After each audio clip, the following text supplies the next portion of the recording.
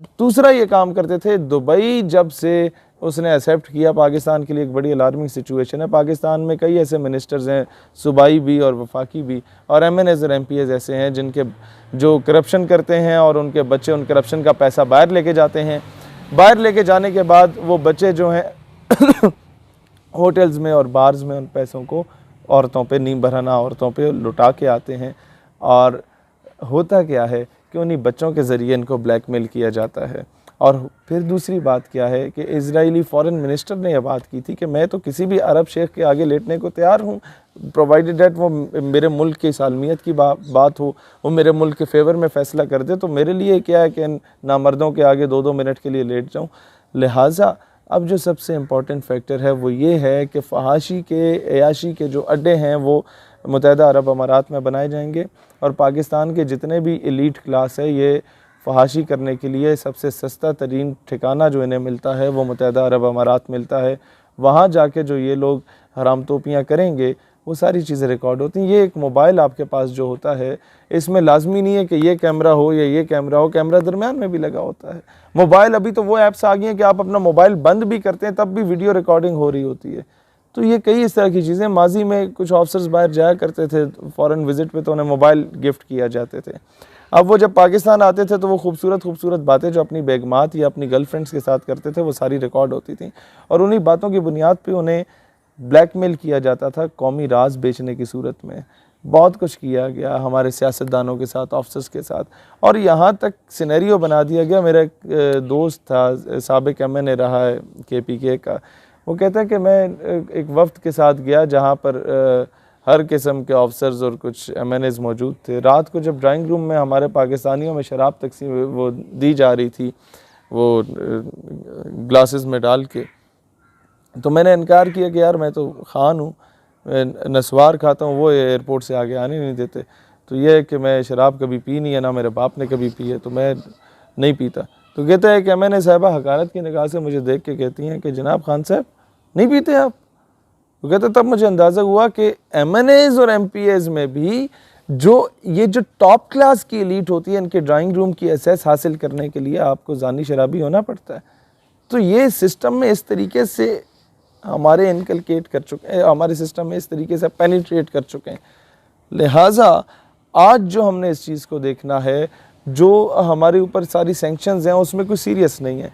पाकिस्तान ग़ुलामी कर रहा है, पाकिस्तान अपनी बेटियां बेच रहा है आफिया सिद्दीकी की सूरत में। मुशर्रफ ने अपनी किताब में लिखा कि मैंने पता नहीं कितने ही पाकिस्तानियों को बेचा और बाउंटीज ऑफ डॉलर्स को लिया, मुल्क ने तरक्की किया।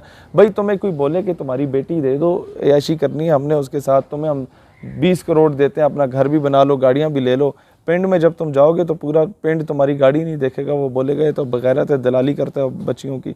तो अक़वाम आलम में हम पाकिस्तानियों को भी यही देखा जाता है कि बेटियों की दलालियाँ करके ये लोग यहाँ तक पहुँचे हैं। लिहाजा दुनिया में अपनी इज़्ज़त और वक़ार बरकरार रखना है तो उसका एक ही तरीका है कि ये कर्ज़े उठा के मगरब के मुँह पे मारे जाएँ, और उसके लिए आपके पास ना फैक्ट्रीज़ हैं, ना मिल्स हैं, ना इंडस्ट्रीज़ हैं। एक ही तरीका है कि कौम से चंदा मांगें। चंदा मांगने का भी एक तरीक़ाकार होता है कि कौम ने पहले भी एक बार था कर्ज़ मुकाओ मुल्क बचाओ कैंपेन थी, उसमें सब कौम ने अपने जेवर बेचे, प्लाट बेचे और सरकारी धारे में जमा कराए, और वो वज़ीर आज़म से लेकर नीचे क्लर्क तक सब ने खाए। हल ये है कि सबसे पहले इमरान खान साहब मेहरबानी करके वो जो बनी गाला का आपका 300 कनाल का मकान है जिसमें आप अकेले रहते हैं और एक दो बंदे और रहते हैं और एक आपका कुत्ता रहता है, उसको बेचें, कौमी ख़जाने में जमा कराएं। फिर पकड़ें ज़रदारी का गिरबान, उससे आप ये सारे बिलावल हाउसेस उठा के कौमी ख़जाने में जमा कराएं।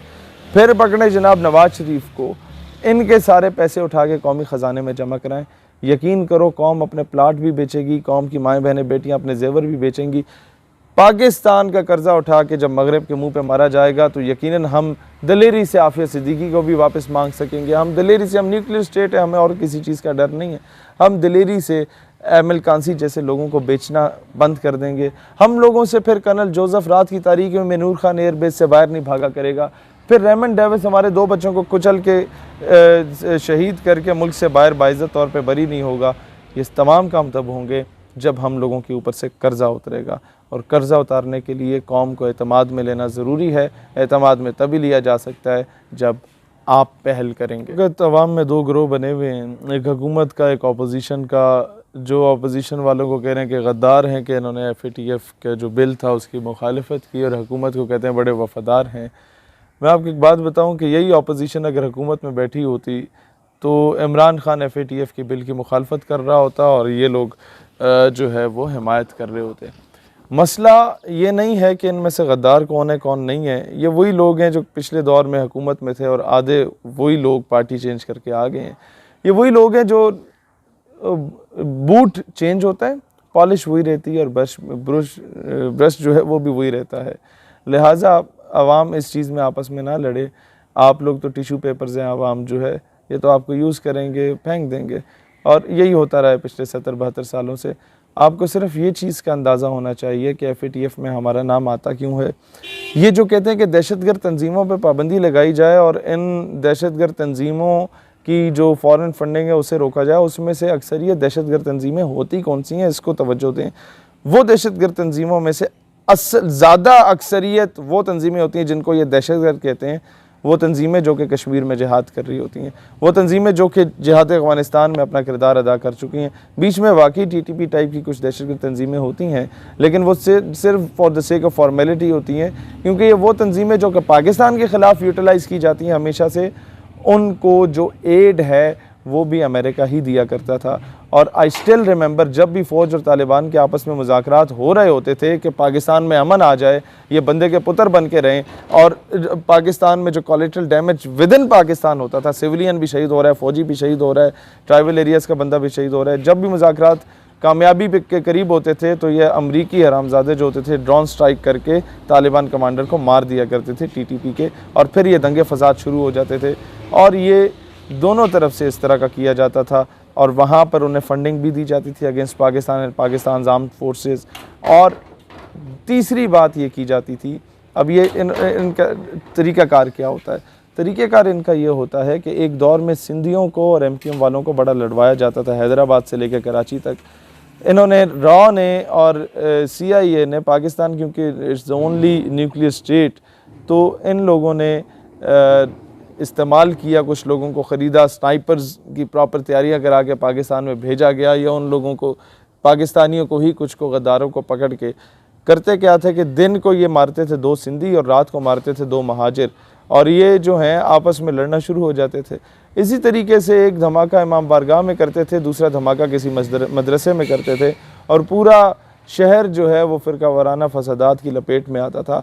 इस वक्त भी कुछ ऐसे 3rd क्लास किस्म के इन लोगों ने वो क्या कहते हैं किराए के लोग ख़रीदे हुए हैं, जिनका काम सिर्फ ये होता था उन वलदुल हराम का कि वो आके सहाबा कराम की शान में गुस्ताखी कर लेंगे, या वो आके अहले बैत की शान में गुस्ताखी कर लेंगे, और उसके बाद पूरा मुल्क जो है वो फ़िरका वाराना फसादात की लपेट में आ जाएगा।